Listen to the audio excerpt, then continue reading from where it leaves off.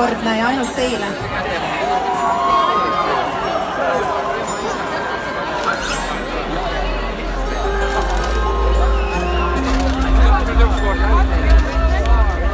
Ja kuna me oleme täna Pühajärvel,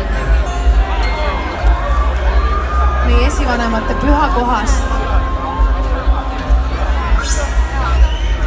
siis tahaksin ma teid viia ühele erilisele rännakule.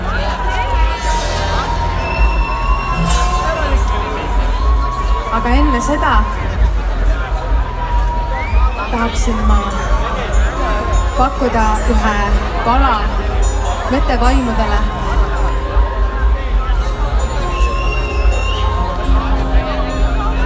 Kõlab ilusalt meie rahvus Bill Kannel.